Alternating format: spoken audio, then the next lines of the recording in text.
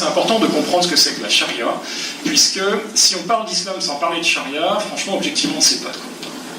On ne sait pas de quoi on parle. C'est un concept fondamental, vraiment central.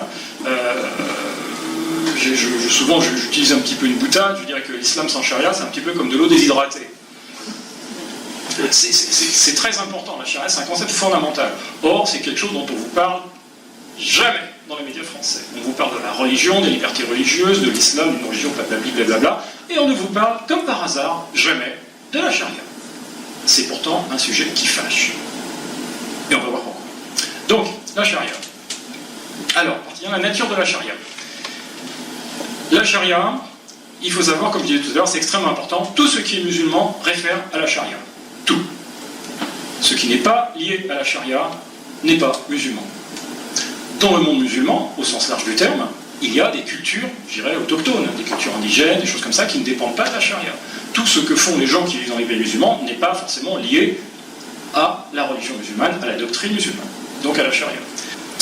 Alors, la charia, ça veut dire c'est la voie qui mène au point d'eau. C'est une voie, c'est la voie qui mène, finalement, au salut, c'est ce qu'il faut faire. Le point d'eau dans une culture, je dirais, d'origine bédouine, etc., c'est un truc super important. C'est ce qui fait la différence entre la vie et la mort. Si vous ne trouvez pas le point d'eau, vous mourrez. Donc, la charia, c'est la voie qu'on doit suivre pour aller, c'est ce qui vous mène à l'eau. Et c'est l'expression d'une volonté divine. La charia, c'est une loi, c'est une règle, c'est un système de vie qui est voulu par Dieu, par Allah. C'est l'essence, par essence, c'est l'expression d'une volonté divine. C'est la loi d'Allah. Et ça correspond d'ailleurs à un de ses attributs, un de ses noms, Al-Jabbar, c'est ça, je ne massacre pas trop, Al-Jabbar, celui qui domine et contraint. C'est un des noms d'Allah. Allah, c'est censé avoir 99 noms. Très puissant. Ouais. Mais dans un façon méchante. Voilà, celui qui domine et contraint. Je pris ça dans un manuel de charia d'ailleurs. Donc la loi d'Allah, c'est pas une loi qu'on vous suggère, c'est une loi qui vous arrive dessus. Les origines de la charia, alors, il y a des bases, il faut savoir que la charia,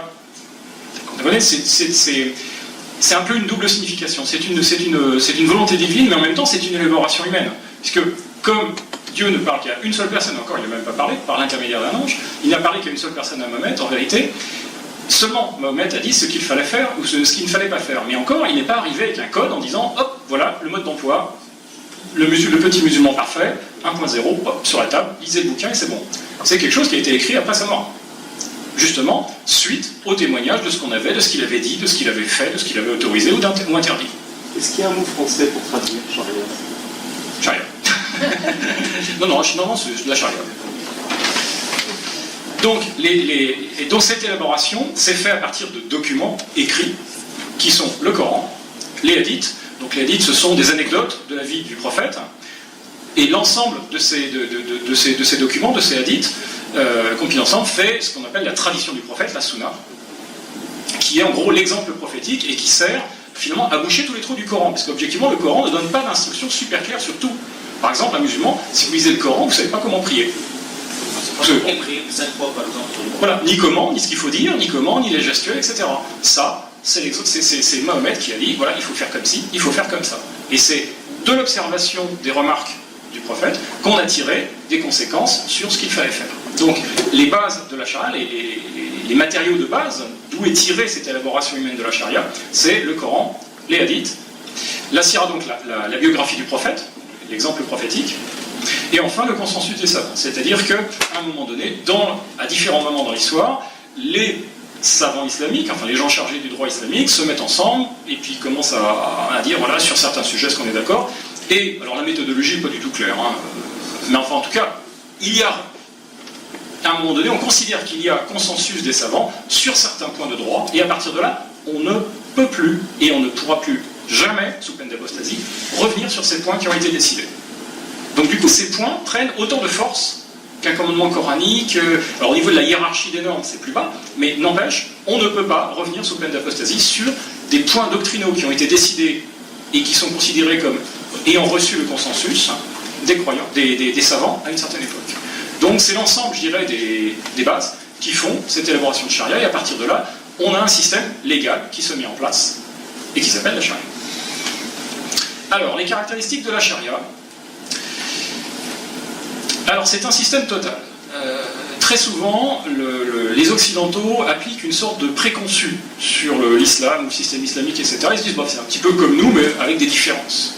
Alors, bon, pas tout à fait, puisque le système islamique, c'est pas juste une spiritualité intérieure et une relation de l'individu à une créature supérieure qui serait divine. C'est un système total, comprenant un droit spécifique, dont j'ai parlé un petit peu ce matin, c'est-à-dire globalement l'effort légal de production de droits positifs, ce que nous font les juristes et les hommes politiques quand ils créent des lois.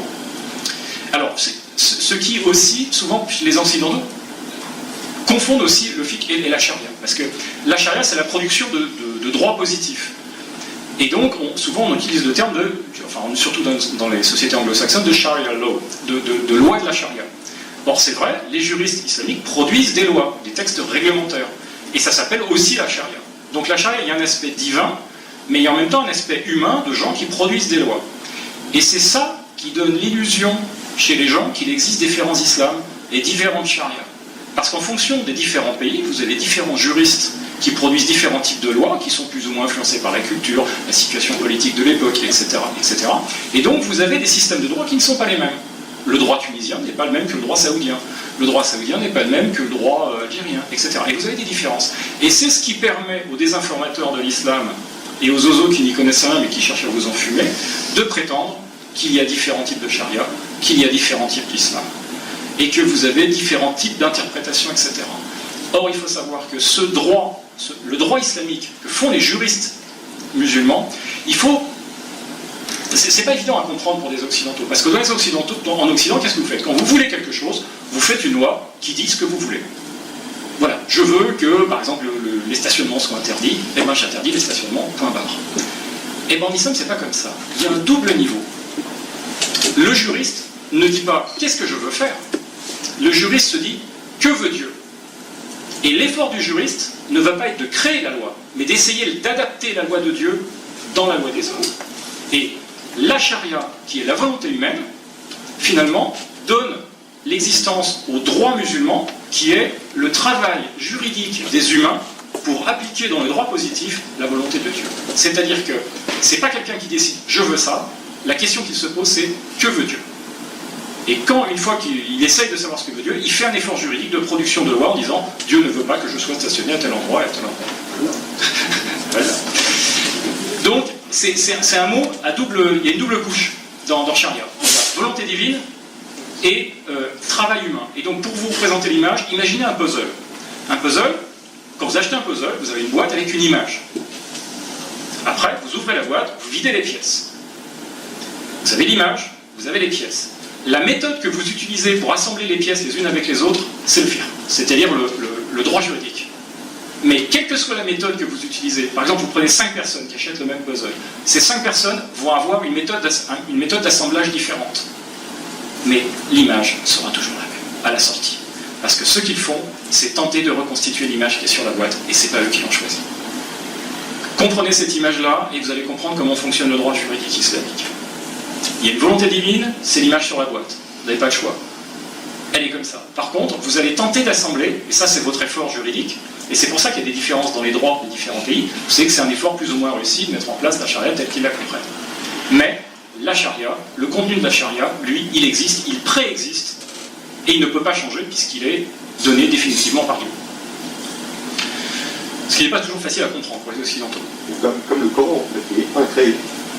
Oui, mais c'est pareil, de toute manière, voilà, le Coran, tout ça, c'est l'émanation d'une volonté divine que les humains n'ont pas la capacité de modifier. Ils ont simplement la capacité de travailler à essayer d'adapter.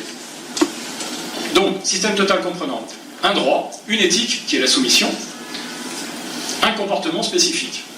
C'est-à-dire que ce droit et cette éthique de soumission à une volonté divine fait qu'on se conduit d'une manière spéciale.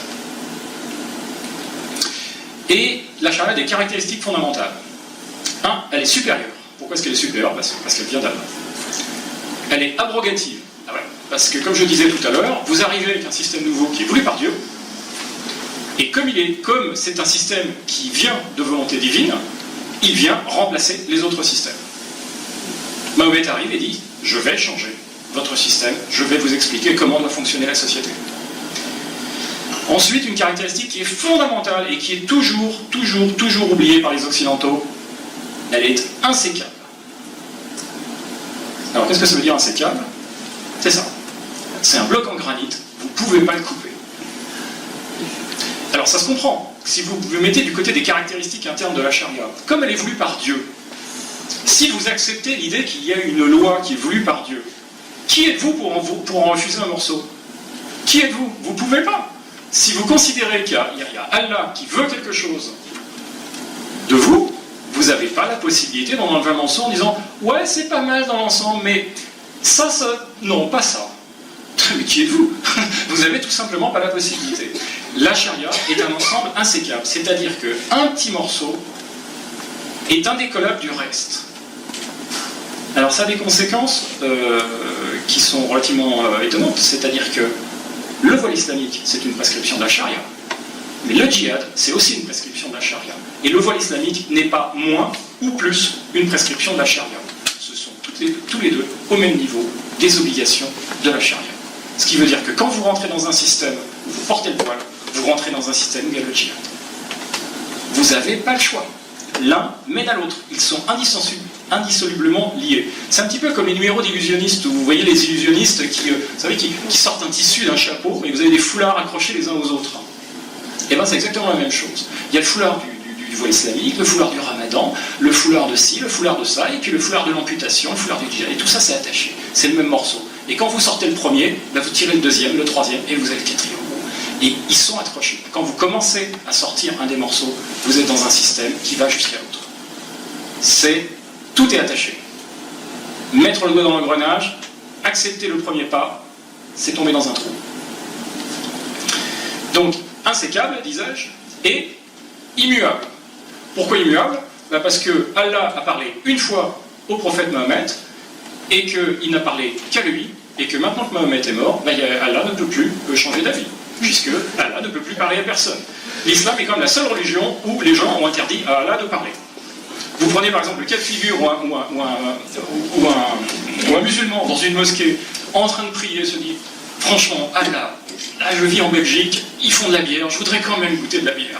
Une fois dans le match, je sais qu'on n'a pas le droit de boire de l'alcool, mais juste une fois une exception. » Et là tout d'un coup, Allah, pris d'un coup de folie, lui parle, après tout il est Dieu, hein, il est censé, il peut, hein, et puis il dit « Ok Abdul, tu peux te taper une bière. » Et là, il n'a pas le droit, là. Il n'a pas le droit, parce que Mohammed a dit « Je suis le dernier des prophètes, et toute personne qui prétend parler, que Dieu lui a parlé, est un salopard, et il doit être tué. » C'est la seule religion à laquelle Dieu n'a plus le droit de parler aux humains. Enfin bref, tout ça pour dire que c'est immuable, puisque comme c'est une volonté divine, vous ne pouvez pas la changer. C'est pas possible. Vous êtes personne pour changer la loi de Dieu. C'est pas possible. Personne n'a cette autorité. Les questions après, s'il vous plaît. Gardez-la précieusement, on y répondra. Donc, c'est immuable. Le livre, le Coran ne peut pas être changé, la volonté divine ne peut pas être changée, personne n'a l'autorité pour parler par-dessus la voix d'Allah, ni passer par-dessus la volonté de Dieu. Ça ne peut pas changer. Les contenus de la charia. Là, on a vu les caractéristiques, maintenant les contenus. Je vais essayer d'être rapide, je sais, je vais vite, mais parce qu'il y a beaucoup de contenus. Alors, ça contient deux types d'obligations. Alors ça non plus, personne ne vous le dit. Personne ne vous le dit jamais. Deux types d'obligations. Un, les obligations individuelles, qui tombent sur chaque croyant. Et des obligations collectives, dont on vous parle assez rarement, voire jamais. Et vous allez voir pourquoi. La shahada, la profession de foi, il n'est de Dieu que Dieu, blablabla. Les 5 prières. La zakat, un impôt islamique. C'est pas, on vous traduit ça souvent par l'aumône. Vous savez, l'aumône, ça fait sympa, ça fait chrétien, etc. C'est pas l'aumône, c'est l'impôt islamique. Parce que la zakat fonctionne encore en tant qu'impôt d'un État islamique. C'est pas du tout la même chose. Le ramadan, le côté pâtisserie de la charia, et le pèlerinage. Alors ça, on nous sort tout le temps, les 5 piliers de l'islam, blablabla, blablabla, vous pouvez pas nous en vouloir de faire ça, c'est cultuel, etc. Ok. Maintenant, les obligations collectives. Tiens, c'est bizarre, on nous en parle jamais. Mais pourquoi donc? Eh bien, parce que tout simplement, dans les obligations collectives, il y a avoir des chefs. Les musulmans ne peuvent pas être commandés par autre chose que des chefs musulmans. Donc, quand vous avez une communauté musulmane dans un pays, ils ont le devoir d'avoir des chefs. Avoir des juges. Eh bien oui. Être musulman, c'est rentrer dans un système juridique musulman. Et donc, seul peut vous juger en cas de problème, de conflit ou d'interrogation des juges musulmans. Et qu'est-ce que les juges musulmans appliquent? La charia. Le djihad. Le djihad est une obligation communautaire. Dans le livre, le manuel de charia avec lequel je travaille tout le temps, parce que sa traduction est certifiée par l'université Al-Azhar, donc c'est pas rien du tout, vous avez donc Brilliance of the Traveler, que vous pouvez trouver sur Internet, c'est un PDF gratuit. Vous avez page 600, le djihad, alors je cite texto, le djihad est une obligation communautaire. Alors la différence entre une obligation communautaire et une obligation individuelle, c'est que l'obligation individuelle s'applique sur chaque individu, alors que l'obligation collective est un devoir qui tombe sur la communauté au sens large, ce qui veut dire que si la communauté arrive à faire ce qu'il faut, tout le monde individuellement n'est plus tenu de faire l'effort. C'est-à-dire que, voilà, on vous dit, vous devez produire un effort de djihad, c'est-à-dire que si la communauté musulmane produit un effort de djihad, tout le monde individuellement n'a pas nécessairement à participer au truc. Par contre, si la communauté n'arrive pas à produire cet effort, toute la communauté est en état de péché. Alors, quand je parle de djihad, ce n'est pas la fable la lutte contre les passions, machin, etc. Il faut savoir que ça sort d'un hadith, qui est un hadith qui n'est dans aucun des recueils authentiques. Alors il faut savoir que les hadiths sont de plusieurs catégories. Les hadiths, il y a tout un hadith, il y en a plus de 600 000, il y a une quantité absolument astronomique. Si Mahomet avait essayé de faire tout ce qu'on a dit qu'il faisait, il aurait fallu qu'il vive 200 ou 300 ans. Donc la majorité sont complètement apocryphes, ont été inventés, sont complètement farfelus, d'ailleurs les musulmans eux-mêmes le disent, et donc les hadiths sont classifiés par catégorie. Et dans les hadiths, il y a ceux qui sont considérés comme complètement loufoques, ceux qui sont douteux, et ceux qui sont considérés, qui ont reçu un label, une sorte de label, qui sont considérés comme authentiques. Et donc vous avez des gens qui ont collecté, donc Muslim, Bukhari, etc., qui ont collecté des recueils de hadiths qui sont considérés comme fiables. Et donc ceux-là sont considérés comme authentiques. Et c'est là-dessus principalement que se base la charia, etc. Or, ce fameux hadith qui nous parle de Mahomet qui revient d'expédition, puis on lui pose des questions, selon toi, qu'est-ce que c'est que le djihad? Il nous explique le grand djihad, le petit djihad, machin, etc. En disant la guerre c'est le petit, et puis finalement la lutte contre les passions c'est le grand. Sous-entendu, ce qui est très important c'est la lutte contre les passions, c'est beaucoup moins important le combat, ça c'est ce qu'on essaie de vous pipoter. Ce hadith est un hadith extrêmement douteux qui ne fait partie d'aucune collection de hadiths authentiques. Il faut savoir que tout musulman sunnite a l'obligation de croire ce qu'il y a dans les hadiths authentiques. Sinon, c'est une apostasie. C'est considéré comme une apostasie. S'il ne croit pas ça, il ne croit pas dans la sunna. Puisque ça, c'est hadith authentique, c'est ça forme le cœur intérieur de la tradition du prophète et de la sunna. Et d'ailleurs, dans les manuels islamiques eux-mêmes, ils disent, si vous ne croyez pas dans les hadiths authentiques, si vous en niez un seul, vous faites acte d'apostasie. L'apostasie, c'est quand même puni de mort, hein, donc c'est un choix, c'est un peu lourd de dire ça. Donc le djihad, le califat est une obligation communautaire. C'est-à-dire que si les musulmans ne vivent pas sous le califat, ils sont en état de péché. Ce qui nous était dit d'ailleurs dans des conférences par Tariq Oubrou dans sa jeunesse. Alors aujourd'hui, il dit oui, j'ai beaucoup mangé, etc. C'est-à-dire qu'il demande de l'argent à la mairie de Bordeaux pour construire une super mosquée, donc évidemment, il faut améliorer un peu l'image. Donc le califat est une obligation, parce qu'il faut savoir que dans la charia, certaines législations de la charia ne peuvent être mises en œuvre que sous un califat. Donc si vous n'avez pas de califat, vous ne pouvez pas appliquer la charia. Alors, si vous ne pouvez pas appliquer la charia, c'est pas bon. Et enfin, ordonner le bien et interdire le mal. Alors, c'est pas conseiller le bien et déconseiller le mal, c'est ordonner le bien, interdire le mal. C'est-à-dire que les musulmans la charia donne au droit, non seulement le droit, mais le devoir aux musulmans d'ordonner et d'interdire à l'humanité entière ce qui est bien et ce qui est mal. Alors, non seulement entre eux, mais aussi aux autres. C'est pour ça que peut-être qu'on ne vous parle pas des devoirs communautaires. Ça, on ne vous en parle pas. Jamais. Mais c'est pas tout. Il faut savoir que la charia contient des obligations rituelles, 5 prières 5 fois par jour, patati patata, des règles fiscales, des règles commerciales, des règles de succession, des règles maritales, des règles de justice et des obligations diverses de comportement et de croyance pour les musulmans et les non-musulmans.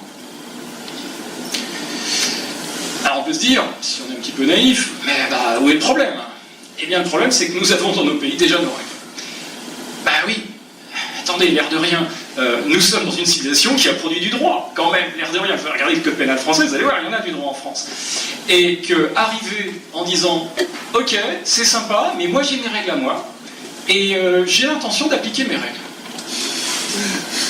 Mais attendez, C'est assez délirant.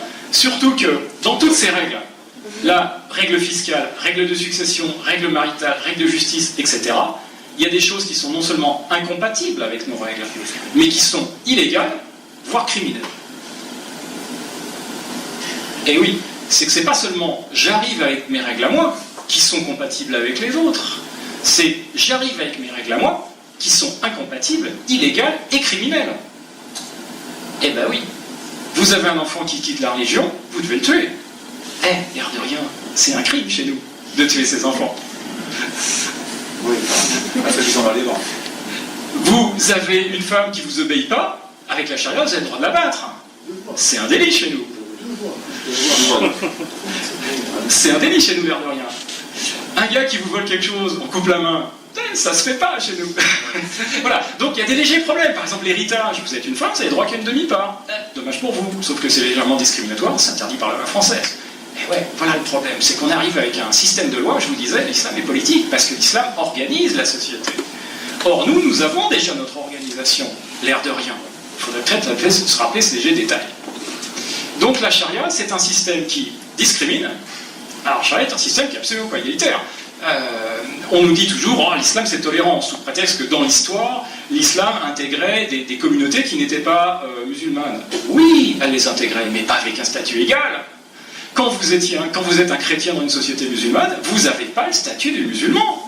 Vous êtes une créature de second degré, inférieure, avec des droits inférieurs. Quand vous êtes une femme dans un milieu, dans une société musulmane, vous n'avez pas le même droit que les hommes. Vous n'avez pas l'accès aux droits, vous n'avez pas le même accès aux droits, vous n'avez pas les mêmes droits que les hommes, etc., etc., etc. C'est un système fondamentalement discriminatoire. C'est un système qui détruit les libertés individuelles. Bon, alors là, cherchez même pas, si vous comparez l'islam, les règles de la charia aux droits de l'homme, c'est pas compliqué, tous sont violés. Tous les articles, donc je ne vais pas vous les dire tous. Il n'y a pas de liberté individuelle. Vous êtes dans un système qui ne vous demande pas votre avis. Dans la démocratie, quand les gens veulent quelque chose, ils se mettent autour d'une table, ils discutent, ils élaborent une loi, et cette loi, après, se met à structurer la société. Sauf que, en islam, c'est pas vous qui votez les lois. C'est lui là-haut. On n'a pas le choix. Utilise et promeut l'usage de la violence. Eh bien oui. Les règles de coercition, vous dites toujours, en islam, en religion, pas de contrainte. Sans blague. Pas de contrainte. Attendez, mais l'islam, c'est la religion de la contrainte. La charia, c'est un système où on passe son temps à vous contraindre. S'il n'y a pas de contrainte en islam, bon, on peut sortir. Ah ben non, on ne peut pas sortir. S'il n'y a pas de contrainte, on a le droit de boire de l'alcool. Ah ben non, on n'a pas le droit. Si vous êtes une femme, et dans ce cas-là, vous avez le droit d'avoir de petits amis, etc. Ben non, ça, vous n'avez pas le droit. Attendez, c'est un système qui utilise et promeut la violence. C'est-à-dire que si vous respectez les règles, ok, ça va bien pour vous, sauf que si vous ne respectez pas les règles, on peut vous tuer, on peut vous prendre vos biens, etc., etc. Et il faut savoir que non seulement la coercition, ceci comme tous les systèmes légaux, hein, soyons d'accord, moi je travaille avec des manuels de charia, et l'usage de la violence et de la coercition est codifié sur 8 niveaux de violence. Ça commence à, tu sais, tu ne devrais pas boire de l'alcool, à ce que fait Daesh aujourd'hui. C'est codifié dans le manuel de charia actuel. Il n'y a pas de surprise, c'est pas un problème d'interprétation avec des gens qui sont extrémistes. C'est le droit actuel. Vous avez le droit d'utiliser la violence. Un enfant à la dérivée à l'âge de 10 ans, s'il fait passer prière, vous devez le battre.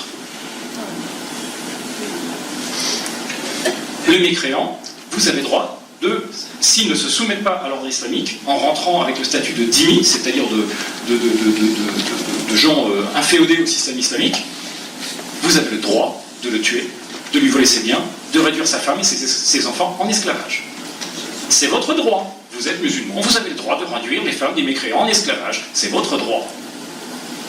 Et d'ailleurs, un imam récemment disait, on ne peut pas interdire l'esclavage parce que ce serait jeter une condamnation sur Mahomet, notre prophète, qui avait des esclaves et qui pratiquait l'esclavage. Il faut savoir que Mahomet, outre le fait d'être un prophète dictateur, était un marchand d'esclaves. Puisqu'il avait 1/5 du butin, et que dans le butin, il y avait des femmes et des enfants, esclaves. Et vous avez plein de hadiths comme ça, où Mahomet gère des problèmes d'esclaves. À un moment, il est là chez lui, puis il entend des cris, tu sais, il sort, qu'est-ce que c'est que ce bazar?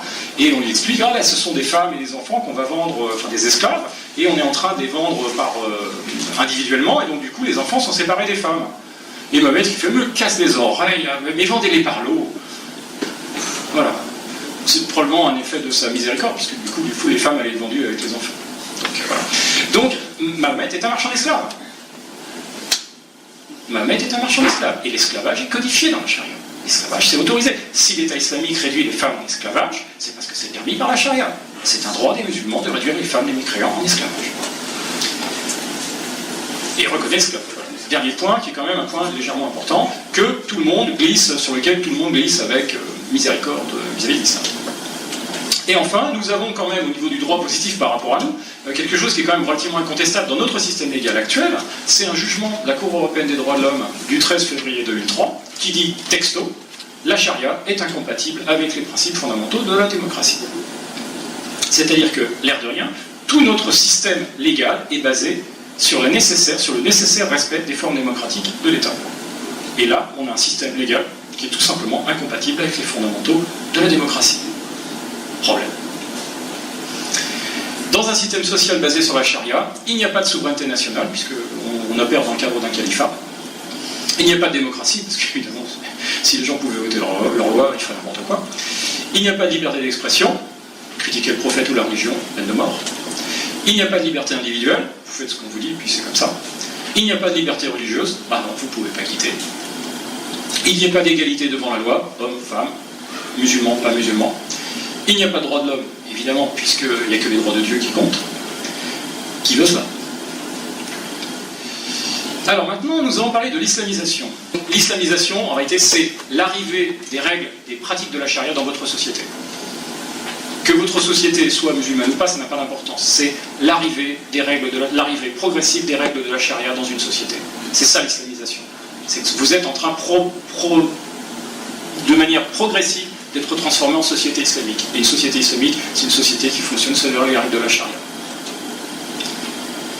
Du fait de leurs croyances, certains musulmans désirent une vie et une société basée sur les prescriptions de la charia. Du fait de leurs actes, croyances, actes, intentions, du fait de leurs actes, certaines organisations ou individus agissent en propagateurs de la charia. Ces gens, en faisant une propagation de la charia dans nos sociétés, procèdent à une agression contre nos sociétés. Leurs raisons sont diverses. Soit parce qu'ils considèrent que c'est la volonté d'Allah, parce qu'ils veulent éviter d'aller en enfer. S'ils ne le font pas, ils ne font pas leur boulot de musulmans, ils vont en enfer.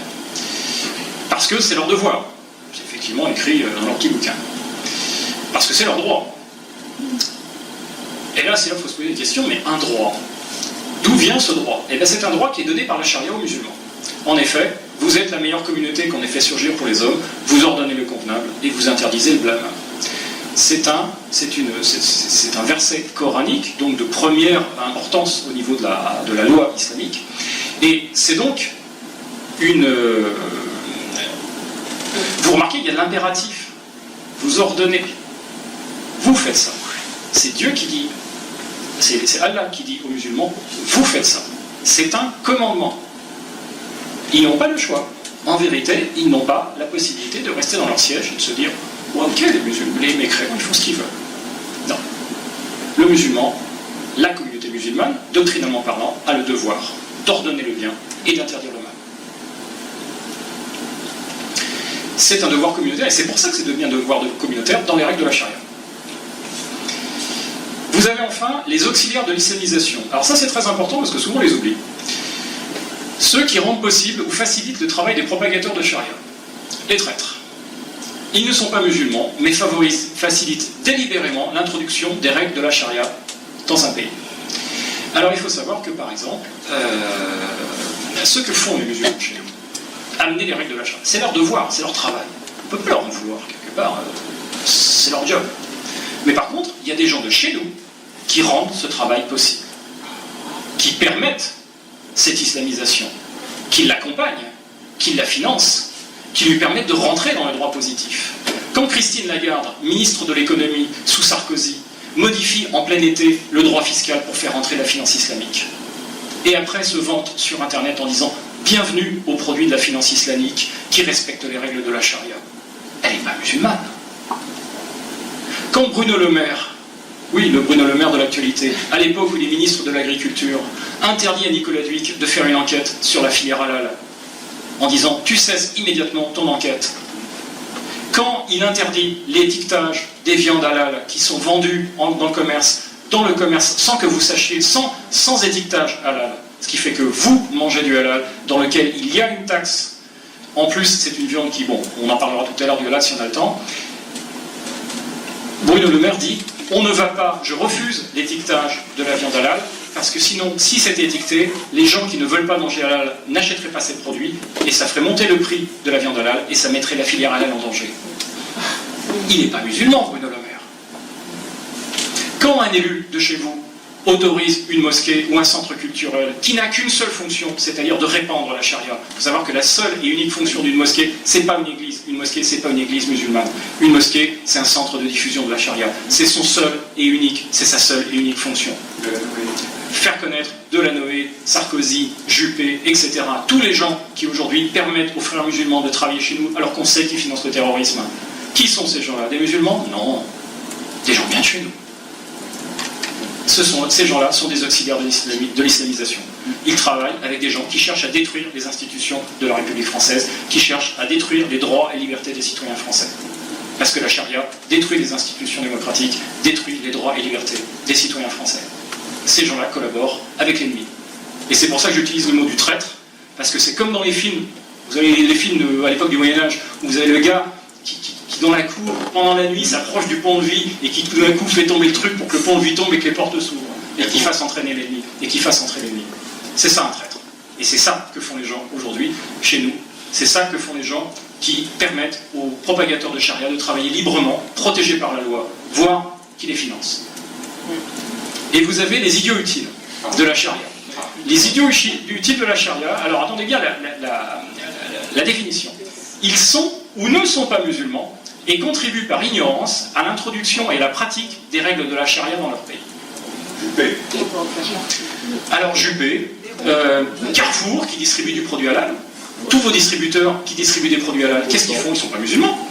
Mais pourtant, par stupidité, par avidité, par gain, par ignorance, ils favorisent une pratique de la charia.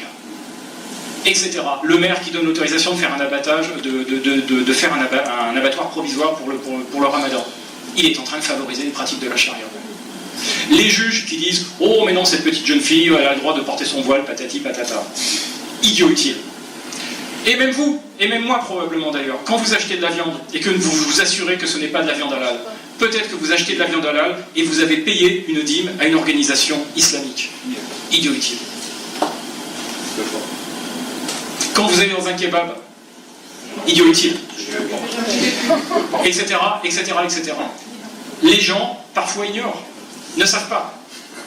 Et par ignorance, donc c'est ça que ça s'appelle un idiot utile, hein, c'est quelqu'un qui, par ignorance, favorise quelque chose que finalement, s'il savait, il ne le ferait pas. Alors, la subversion selon les frères musulmans. Alors ça va recouvrir un petit peu ce que j'ai fait ce matin, donc on va peut-être glisser sur certains tableaux. Donc, notre ami Saïd Qutb, donc je rappelle, l'islam est venu pour abolir tous les concepts tels que les lois, coutumes et traditions, et pour les remplacer avec de nouveaux concepts de vie humaine, pour créer un monde nouveau fondé sur la soumission au Créateur, c'est-à-dire sur la charia. C'est beau comme de l'islam. Hein. Voilà, ça on l'a fait ce matin. La méthode Qutb, donc on l'a vu ce matin, prosélytisme, conversion, enseignement, changement d'attitude, ségrégation, sédition, rébellion, attaque, prise de pouvoir, destruction de l'ordre existant, instauration d'un nouvel ordre basé sur la charia. Et ça, c'est un processus qui s'appelle l'islamisation. Et ce processus a une particularité, c'est que sa première partie, donc de subversion, elle est parfaitement légale. Aujourd'hui, dans notre pays, vous avez le droit de faire du prosélytisme, vous avez le droit de convertir les gens, vous avez le droit de faire l'enseignement islamique, vous avez le droit de changer d'attitude, et vous avez le droit de vous isoler des pratiques de la communauté, des pratiques sociales de la communauté française. Sauf que le problème, c'est que ça mène à une autre partie, qui, elle, est une révolution. C'est-à-dire que notre acceptation sociétale de la première partie nous condamne à subir la deuxième. Et c'est exactement ce que nous sommes en train de vivre aujourd'hui. Les gens se disent « Mais mon Dieu, comment en est-on arrivé là? Charlie Hebdo, les attentats, les terroristes ?» Et là, attendez, ils ont été forgés, ils ont été éduqués, ils ont reçu un enseignement de manière parfaitement légale.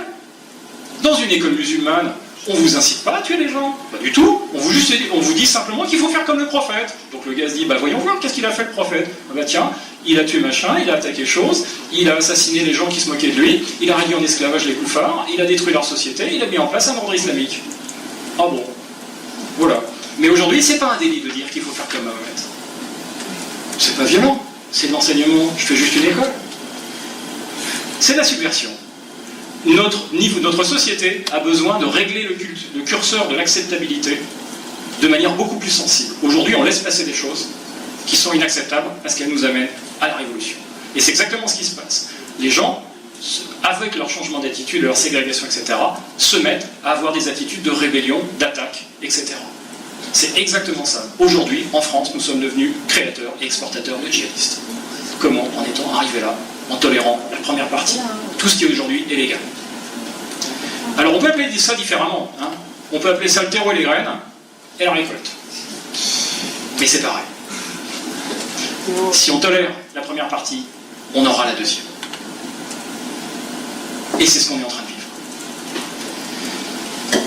Le processus d'islamisation. Alors comment reconnaît-on un processus d'islamisation? Parce que l'islamisation, c'est un processus. D'ailleurs, retournez-vous dans l'histoire de la France, sur les 40 dernières années, et regardez un peu comment le paysage a changé. Combien de mosquées il y a 40 ans? Combien de voiles dans la rue? Combien de commerces halal? Combien de terroristes qui partaient pour les guerres à droite à gauche? Etc. etc. etc. Combien? Et combien aujourd'hui? Et dites-vous que la situation aujourd'hui, nous en sommes à un point donné, mais c'est un processus. Alors, ce processus, je vais faire un petit dessin. C'est plus facile d'expliquer les choses avec des petits dessins. Donc ça, c'est la société avec l'échelle du temps qui passe en dessous. Ce processus commence à l'arrivée du premier musulman chez vous. Et on en est à 0%, voilà, 0% d'islamisation dans la société. Et puis ce processus continue. Il fait son petit travail, les organisations se créent, etc. Et la pratique, différentes pratiques de la charia, arrivent. Alors au début, c'est simplement un petit peu de prière de temps en temps, et puis après on nous explique que, allez, si on pouvait organiser le ramadan, ça serait quand même sympa, et puis etc. Et puis après, c'est l'arrivée des barquettes halal dans votre supermarché. Mais l'arrivée des barquettes halal dans votre supermarché, c'est l'arrivée de la charia dans votre supermarché. Il faut vous rendre compte de ça. C'est de la charia qui est en train d'arriver chez vous. C'est pas juste un produit alimentaire dont on nous explique qu'il est plein d'avenir parce que ça augmente des parts de marché. Mais bon, c'est de la foutaise parce qu'avant d'acheter du halal, ils achetaient autre chose. Donc ils font simplement que transférer leur achat dans un achat qui, de leur point de vue, finance après l'islamisation. Donc vous avez l'augmentation de la quantité de charia dans la pratique sociétale qui augmente progressivement, jusqu'au point final, si ce processus n'est pas arrêté, ce point final arrive à l'intégration de votre pays dans un califat. C'est le but ultime de l'islamisation, la fin du processus. Ça commence au début, il n'y en a presque pas, il n'y a presque rien, et ça se finit, votre pays est intégré au califat. Et donc, comment reconnaître ce processus? Est-ce un fantasme? Eh bien, c'est pas super compliqué. Quand un processus d'islamisation, c'est quand vous voyez certaines choses apparaître. Des mosquées, le ramadan, la circoncision, le halal, le port de la barbe islamique, le port du hijab, l'Aïd el-Kébir, les salutations islamiques, salam alaikum, alaikum salam, la ségrégation sexuelle, la finance islamique dans votre banque, l'interdiction de critiquer Mahomet, attention ça se fait plus, la disparition de l'alcool dans certains commerces, les crimes d'honneur, les mariages de mineurs, les restrictions matrimoniales. Ah non, ma fille ne peut pas vous fréquenter, mon brave homme, vous n'êtes pas musulman. Interdiction de critiquer l'islam. Attention, vous êtes un méchant xénophobe. Les contestations des usages et des traditions. Ah non, Noël, c'est une fête de koufar. Les persécutions des apostats. La disparition du porc dans les magasins. Tiens, c'est bizarre, il y avait un rayon de porc, il n'y en a plus. La ségrégation sociale. L'homophobie. Les mariages forcés. Les mutilations génitales féminines. Etc. etc. etc. Alors, il faut savoir que aujourd'hui, dans le système légal, seuls certains de ces points, les crimes d'honneur, mutilation génitale, etc., sont des délits. Tous les autres, a priori, aujourd'hui, c'est pas un délit, porter une barbe islamique. C'est pas un délit de construire une mosquée. C'est pas un délit de fêter le ramadan. Mais tout ça, eh bien, c'est de la charia.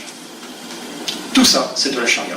Les points illégaux aujourd'hui, ou les autres, qu'ils soient illégaux ou pas, c'est la même chose. Ça fait partie d'un ensemble. Rappelez-vous le bloc. C'est de la charia. Quand vous voyez ça apparaître dans la société, vous êtes dans un processus d'islamisation de votre société. Ce sont les marqueurs, les symptômes. Alors c'est pas terminé. Vous croyez en avoir terminé avec moi, mais non. Mais non. Alors un choix sociétal. On est aujourd'hui devant un choix sociétal très important. Encore une fois, j'ai bien les petits dessins, vous me pardonnerez.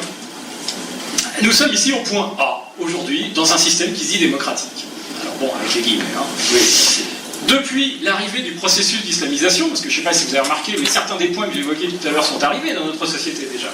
Donc depuis l'arrivée d'un processus d'islamisation dans votre société, il y a un deuxième point qui se met à exister. Celui-ci, c'est la charia. Eh bien oui, quand vous arrivez dans un processus, vous êtes dans un processus qui vous amène à la charia. Donc la question à se poser, c'est veut-on vraiment descendre ici? Et aujourd'hui, on remarque une chose, c'est que nous sommes en train, progressivement, de descendre un escalier qui nous amène à un endroit un peu étrange. Et c'est là où il faut se poser une question. Je disais choix sociétal, il faut se poser une question, c'est acceptons-nous l'arrivée de la charia dans notre société? Enfin, c'est quand même la question un petit peu évidente. On est en train de vous faire arriver comme ça une espèce de camion remorque qui va tout casser chez vous. Et il ne faudrait pas se poser la question suivante, accepte-t-on, oui ou non, l'arrivée de la charia dans notre société?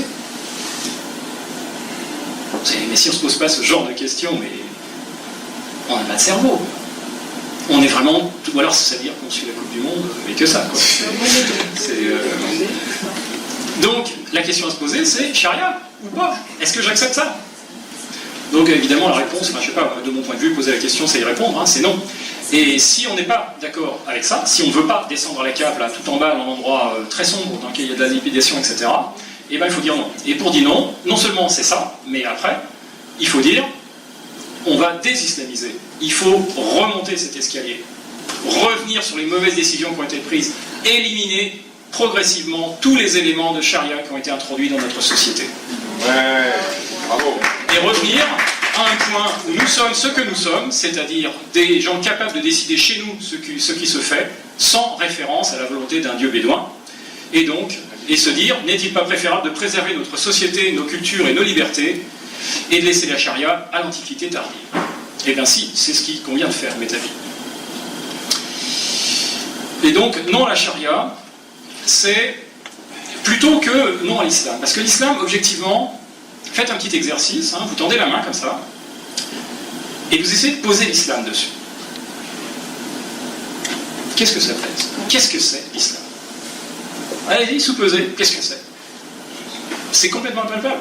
Vous n'êtes pas capable de donner une définition de l'islam, je ne suis pas incapable, personne n'est capable de donner. Même les musulmans sont en train de se battre entre eux pour donner une définition de l'islam. On ne sait pas ce que c'est l'islam, j'en sais rien, et à vrai dire, on s'en fout. Ça n'a pas d'importance, ça n'a aucune importance. La vraie importance, c'est est-ce que des gens vont pouvoir introduire des règles de fonctionnement social, des règles légales qui sont la charia dans ma société? Ça, c'est une vraie question, parce que ces règles, vous pouvez les toucher, elles sont écrites dans des papiers, vous pouvez les reconnaître. Ces règles sont importantes, elles sont identifiables. Et quand quelqu'un introduit ça chez vous, vous pouvez lui dire « ça, je veux pas ». Alors que l'islam, j'en veux pas, ça ne veut pas dire grand-chose. Vous pouvez rien faire contre ses convictions, par contre, contre ses actes, vous pouvez agir. Rappelez-vous ce que je disais tout à l'heure. Par leur croyance, certains musulmans veulent appliquer la charia. Mais ce sont leurs croyances, vous n'y pouvez rien, vous ne pouvez pas les touiller dans leur cerveau pour sortir la charia. C'est pas dans votre capacité, et en plus, c'est pas le genre de choses qu'on fait, nous, en Occident. Par contre, les actes sont punissables. Il n'y a que les actes punissables, pas les croyances. Et donc, dire non à la charia, c'est super sympa, mais après, il faut tirer les conséquences de ça. Et tirer les conséquences de ça, c'est agir. Et donc, agir, qu'est-ce que c'est? J'essaie d'aller un petit peu plus vite, parce que je sens que je suis en train d'exploser le compteur. Oui, mais comment? Ça, c'est la question qu'on se pose. Ah, vous êtes bien sympa avec votre charia, etc. On a bien compris, c'est un truc pas cool, mais qu'est-ce que vous proposez? Eh bien oui, il est possible d'agir. Il est tout à fait possible d'agir. Alors, comment? Exemple d'action. Empêcher les constructions de mosquées. Ça, c'est le genre de choses que je fais. Mais d'autres personnes le font ici, notamment dans la salle. On a des gens avec qui on travaille. Empêcher les constructions de mosquées, c'est extrêmement important. Pourquoi? Et je le rappelle, je disais tout à l'heure, une mosquée, c'est un bâtiment dont la seule mission est de diffuser la charia chez vous. C'est un centre de diffusion de la charia. Si on n'empêche pas ça, ça sert à rien. Vous pouvez faire tout ce que vous voulez, agiter les bras face au vent, ça sert à rien. Le début du combat commence par empêcher les constructions de mosquées. C'est super important. Les écoles islamiques, c'est la même chose, parce qu'en général, après la mosquée, vous avez l'école islamique, c'est la même chose, simplement, c'est la version enfant de la mosquée, c'est-à-dire que vous imprimez, dès que les enfants arrivent dans un cycle éducatif, vous commencez à incruster la charia dans la tête. Lutter contre la diffusion du halal. Alors, tiens, est-ce que tu peux distribuer ça? Il y a une organisation extraordinaire qui marche très très bien, qui est dirigée par le docteur de Peretti, qui est aujourd'hui le meilleur expert mondial, enfin quasiment mondial, mais en tout cas européen, sur le domaine de la charia, et qui est un activiste qui est extrêmement efficace et qu'il ne faut pas hésiter à aider.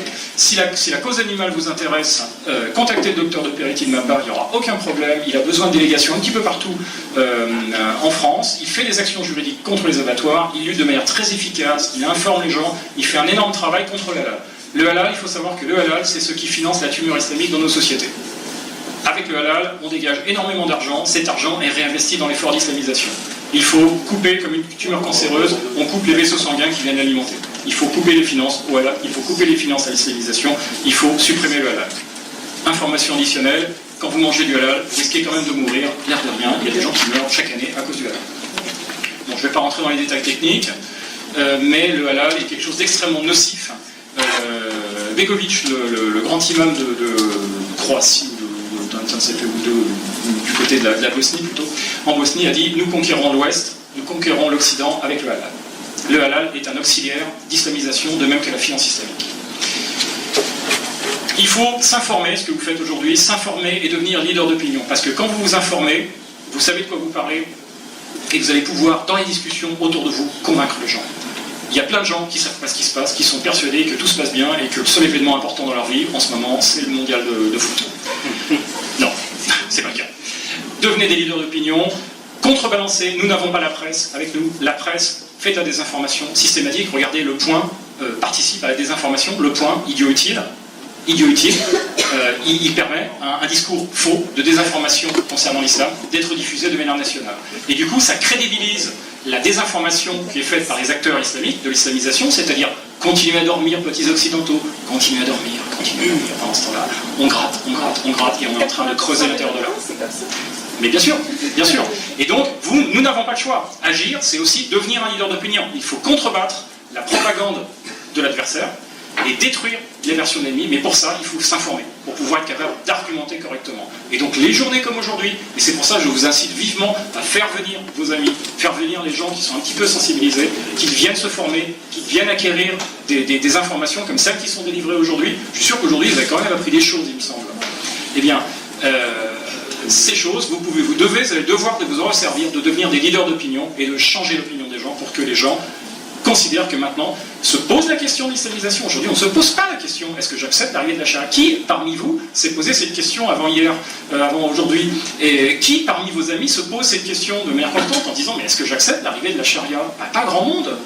Alors évidemment, vous faites partie d'une élite de gens sensibilisés, mais on est encore très rare en France, pas du tout assez nombreux. Donc, venir s'informer pour devenir des leaders d'opinion. Faire du lobbying politique. Si vous êtes rentrez dans les partis politiques, faites de l'agitation dans les partis différents et variés en disant mais qu'est-ce que c'est que ce truc, qu'est-ce que tu racontes, etc. Posez la problématique islamique en disant mais enfin quoi, quand même la construction des mosquées pose un problème, on doit avoir un débat politique sur ce sujet, etc. Faites du lobbying politique. Devenir un consommateur militant. Un consommateur militant, c'est dire avec ma carte bleue, je vote. Parce que quand je donne de l'argent à une structure, cette structure l'utilise pour faire quelque chose. Arrêtez de donner l'argent aux islamistes. Arrêtez d'acheter du halal, informez-vous, il y a des moyens de savoir si ce que vous achetez est halal ou pas, etc. Il y a des marques, les cornflakes, Kellogg's ont une certification halal. Terminé. Le ketchup Heinz a une certification halal. Terminé. Et faites-leur savoir. Faites remonter dans les magasins. Quand il y a un rayon halal qui s'ouvre dans votre magasin, vous allez voir le responsable du magasin et vous lui dites qu'est-ce que c'est que ce truc? Vous savez que c'est un produit qui peut tuer les gens? Vous pouvez tuer des enfants en faisant ça? Faites-leur savoir, faites remonter, parce que les musulmans, ils font ça, ils disent « Oh quoi, il n'y a pas de halal, parce que si on avait, on achèterait, je viendrais chez vous. » Et bien faites-le exactement l'inverse. Allez voir votre boucher. Vous dites « Est-ce que la viande que vous vendez vient d'un abattoir halal ?» Parce qu'il y a une traçabilité de la viande. Et dites « Parce que si vous achetez de la viande halal, moi je suis désolé, je peux plus être consommateur, et je dirai à tous mes amis d'arrêter de venir acheter chez vous. » Faites-moi confiance. Alors le docteur de Peretti est en train, en même temps, de développer un label de qualité non halal, c'est-à-dire que les bouchers s'engagent à ne pas distribuer des produits halal. Et donc par contre, faites connaître les adresses de ces bouchers-là, en disant, si vous faites un deal avec le docteur de Peretti et vous devenez un boucher participant à l'opération qualité et tradition, ça s'appelle je crois, qualité et tradition, eh bien je ferai savoir chez mes clients, chez mes amis, et on viendra acheter chez vous. Consommez militant. C'est très important. Vous votez votre carte bleue tous les jours. Faites en sorte que ça serve à quelque chose. Devenir un donateur régulier. Bah oui. Tous les musulmans, le vendredi, ils vont à la mosquée et ils mettent des sous dans la petite boîte. Et ça sert à faire des actions. En face, on a des organisations qui réagissent, qui se battent, mais elles ont un manque cruel de moyens, parce que, tout simplement, il n'y a personne qui les aide. Alors, je veux dire, l'argent, on n'imprime pas. À un moment donné, si vous voulez sauver votre pays, il faut faire un minimum d'efforts. Et je vais peut-être être un peu cruel là, mais quand même, globalement, il faut quand même vous rendre compte que la majorité d'entre vous, en sortant de cette salle, ne fera rien. Faites autre chose que rien. Et parfois, c'est simplement un don. Un petit don, ça nous aide. Nous, quand on attaque le projet de l'Institut des cultures d'islam, on a gagné. Mais là, la mairie de Paris nous met au Conseil d'État. 10 000 euros. 10 000 euros pour aller au Conseil d'État. Alors on aurait pu s'écraser parce qu'on n'avait pas les moyens. Mais on n'a pas les moyens de s'écraser. Parce que là, le Conseil d'État pour l'Institut des cultures d'islam, c'est un projet extrêmement important, qui génère la capacité pour les villes françaises de financer les projets islamiques quasiment à millions. C'est une violation totale de la loi 1905 qui empêche le financement des mosquées. Et c'est extrêmement important. Donc on a dit, malgré le fait qu'on ne puisse pas perdre, objectivement, financièrement, aujourd'hui, on n'a pas 10 000 euros, on n'a pas les 10 000 euros pour... mais on y allait quand même. On y allait quand même. Parce qu'il faut le faire. Mais on ne pourra pas faire ce genre de choses tout seul, c'est pas possible. Et donc, les musulmans, ils ont des djihadistes, ils ont des organisations djihadistes qui leur permettent de combattre, et derrière, il y a des millions de fidèles qui mettent un petit peu d'argent chaque mois, chaque semaine, pour aider la cause. Si nous voulons, on ne peut pas penser toujours que ce sont les autres qui vont faire le travail de nous sauver. Aujourd'hui, d'habitude, ce sont nos gouvernements qui sont censés nous sauver et s'occuper de nos intérêts. Aujourd'hui, les gens qui nous gouvernent font partie du problème. On doit se prendre en charge nous-mêmes. On n'aura pas de subventions, on n'aura pas la presse, on n'aura pas les grandes institutions qui nous filent de l'argent. Il faut se sortir nous-mêmes du pétrin. Et ça nécessite de faire un effort. Alors, on ne vous demande pas tous d'aller au front. On serait très contents que vous y alliez tous, mais c'est pas comme ça que ça se passe. Il y en a quelques-uns qui vont sur le front, il y en a quelques-uns qui vont se faire casser la figure, mais ces gens-là, ils ont des risques, ils ont des frais, mais ils ne peuvent pas tout assumer, c'est pas possible. Vous devez faire votre devoir. Et donc, un exemple d'action, c'est aussi devenir un donateur pour les gens qui font des actions. Il y en a différents, moi j'en suis, mais il y en a d'autres. Aidez-les à fonctionner. Quand on fait un procès pour faire sauter une mosquée, on est obligé de payer un avocat. Ça coûte cher, les avocats, c'est pas gratuit. Et quand on perd une affaire, on est obligé en plus de payer la partie adverse. Alors, en face, on a des associations dites antiracistes qui sont subventionnées à centaines de milliers, voire à millions d'euros, et qui n'en ont rien à faire de perdre des procès, parce qu'ils s'en foutent, parce qu'ils savent que les subventions vont continuer à tomber. C'est pas notre cas. On doit être soutenu par les gens qui veulent sauver leur pays. C'est drôlement important, c'est excessivement important. Donc, un exemple d'action, c'est aussi devenir un donateur. Et un donateur régulier, parce que one shot du type vous avez donné 10 euros, les gars, allez, bon travail. C'est sympa, c'est de claquer 10 euros. Dans le temps, il faut un effort constant. L'islamisation, c'est un effort qui a été entamé il y a 40 ans. Ça ne va pas disparaître en une semaine. Il va y avoir des années de travail. Peut-être que toute notre vie y passera. Mais c'est un combat qu'on ne peut pas éviter. On est obligé de le faire. Devenez donateur régulier, aidez, devenez acteur de la désislamisation de notre pays. C'est très important. C'est pas...